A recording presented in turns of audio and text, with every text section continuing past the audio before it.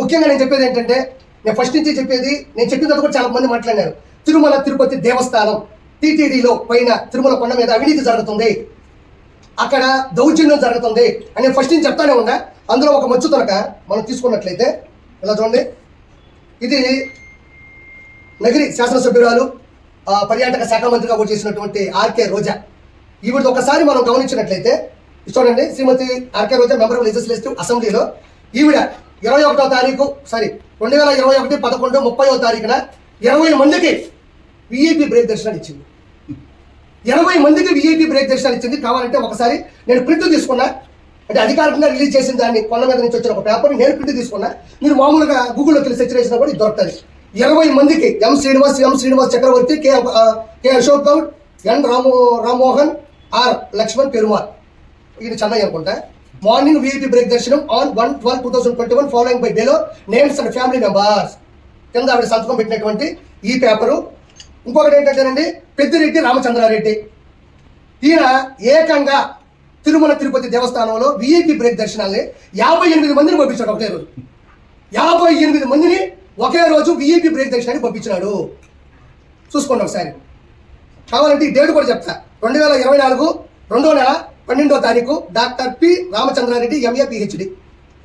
చూడండి, ఆయన శతకం కూడా పెట్టాడు. 58 మందిని కూడా పంపించినాడు. అంటే పాపం ఏ క్యాడర్ అయినా, ఏ కేటగిరీ అయినా, ఏ ఎంపీ అయినా, ఏ క్యాబినెట్ మినిస్టర్ అయినా, ఏ సెంట్రల్ మినిస్టర్ అయినా, ఏ శాసనసభ్యులైనా, ఏ గెజిటెడ్ ఆఫీసర్ అయినా, ఏ సెలబ్రిటీ అయినా, ఏ విఐపీ అయినా, అధికారులు జడ్జిలైనా, ఏదైనా కూడా టీటీడీ బోర్డులో ఒక రూల్ ఉంటుంది. ఎంతమందిని పంపించవచ్చు అనేది ఒక శాసనమో, ఒక ఫార్ములానో, ఒక ఫండమెంటల్ థియరీ ఉంటుంది.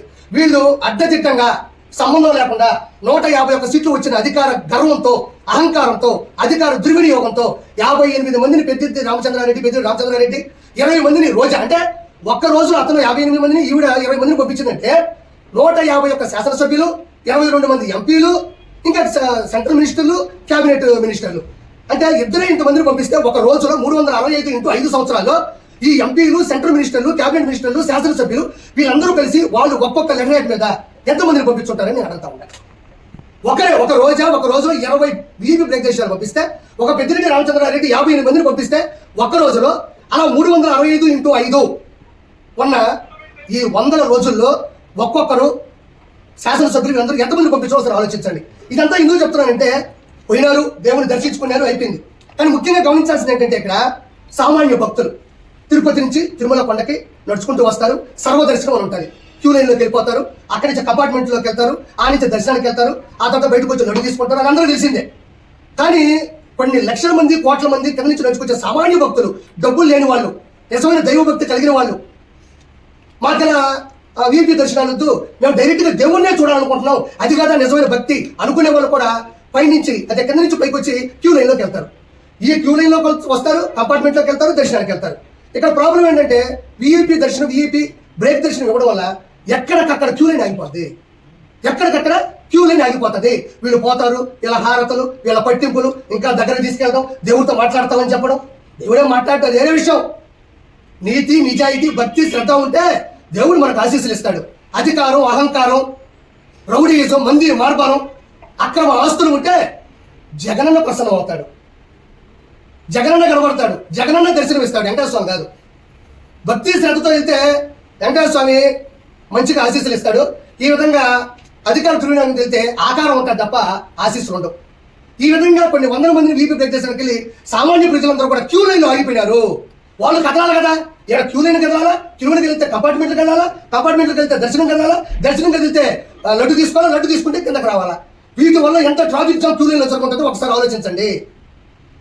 ఎంతమంది, ఇంకో మాట చెప్తున్నా, మీరు చల్లపల్లిలో జైలు చూస్తుంటారు, చెంచులపల్లిలో జైలు చూస్తుంటారు, నెల్లూరులో చూస్తుంటారు, రాజమండ్రిలో చూస్తుంటారు, అండమాన్ నికోబార్లో చూస్తుంటారు. కానీ 2019 నుంచి 2024లో తిరుమల కొండ మీద జైలు చూసారా? ప్రజలు, భక్తులు చూశారు.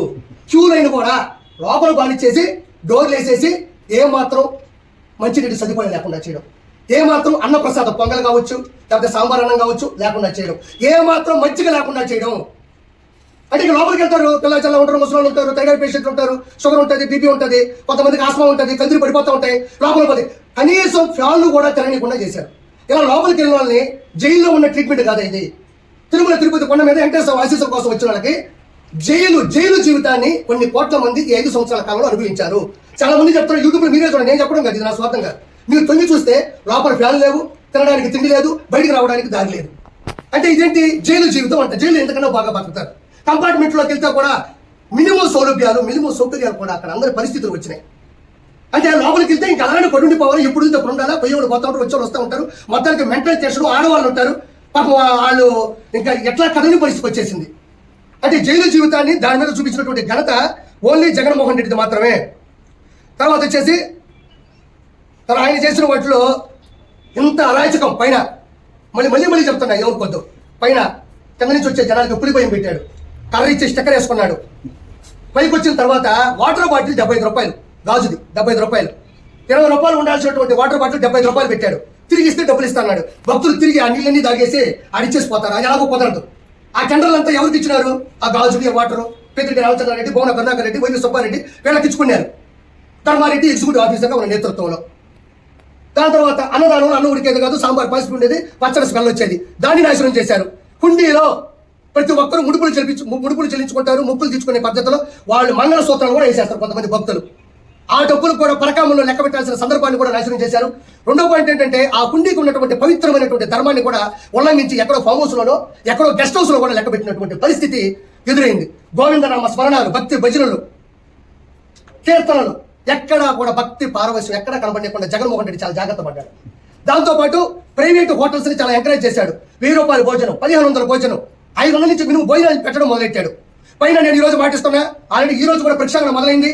పైన మాంసం కూడా వండుకొని తిన్నారు. మాంసాన్ని కూడా ఈ వైఎస్ఆర్సీపీ గవర్నమెంట్లో ఉన్న ప్రతినిధులు అధికారాన్ని దుర్వినియోగం చేస్తూ దేవుణ్ణి కించపరుస్తూ పైన నాన్ వెజ్ కూడా తిన్నారు. దాంతోపాటు మద్యాన్ని కూడా అమ్మారు. గ్రూపు రాజకీయాలు చేశారు, రియల్ ఎస్టేట్ చేశారు, పైన దందాలు చేశారు. పైన ఉన్న కొండని కొత్త వెంకటేశ్వర ఉన్నటువంటి ప్రదేశం మాత్రమే వెంకటేశ్వర ఉన్నాడు, మిగతా అన్ని కూడా వ్యాపారం చేసేశారు. మొత్తం కూడా తిరుమల తిరుపతికి సంబంధించిన కొండని మొత్తం శేషాచల అడుగులో ఉన్న ఎర్రచంద్రం మొత్తాన్ని తరలించారు. 100 కోట్ల టెండర్లు వేసి ఆల్రెడీ ఉన్నటువంటి భవనాన్ని కూల్చి శిథిల వ్యవస్థను చేసి వాటి ప్లేస్లో కావాలని నాశనమైన కొత్త కట్టడాలు కట్టి ఈరోజు వాళ్ళలో వాళ్ళు డబ్బులు సంపాదించుకున్నటువంటి పరిస్థితి తిరుమల తిరుపతి దేవస్థానంలో ఉంది. పురోహితులు భయపడ్డారు. లడ్డూ ప్రసాదం, మనం తినే లడ్డూ ప్రసాదం అందరికీ తెలుసు. మనం చిన్నప్పుడు లడ్డు ఎత్తుకెళ్తే ఊరు వాసన వచ్చేది. ఆ లడ్డు వాడు ఎత్తుకెళ్తుంటే పోగు నీరు వచ్చిన కన్నా చాలా అద్భుతమైంది, అద్వితీయమైంది అని ఫీల్ అయిపోయి ఎంత ఊర్లో అడుక్కునేవాడు, ఎవరైనా నాకు కొంచెం బెటర్ అదే, నాకు కొంచెం అనేవాడు. ఈ రోజు అదే లడ్డు 2 రోజులు పోతే ఇట్ట ఇడిపోతుంది, బాగు బ్లాస్ట్ అయినట్టు విడిపోతుంది. అది యాడ నెయ్యి ఉంది, యాడ ఫార్ములా ఉంది, యాడ విశిష్టత ఉంది, ఎక్కడ గుడి మీద పవిత్రత ఉంది. అన్యమతం యొక్క ప్రచారాన్ని విచ్చలవిడిగా చేశారు. అన్యమత ప్రచారం. నేనేమి ముస్లింస్ తక్కువ అంటోలే, నేనేమి క్రిస్టియన్స్ని తక్కువ చేయడంలే. ఎవరి మతం వాళ్ళకు గొప్పది, ఎవరి మతం వాళ్ళు కాపాడుకోవాలని మాత్రమే చెప్తున్నా. ఈ విధంగా దౌర్భాగ్యమైన పరిస్థితులు పైన నెలకొల్పడం జరిగింది. దానివల్ల ఈరోజు ఏం జరిగింది? నేను ఇంకో మాట చెప్తున్నా మీకు. అతను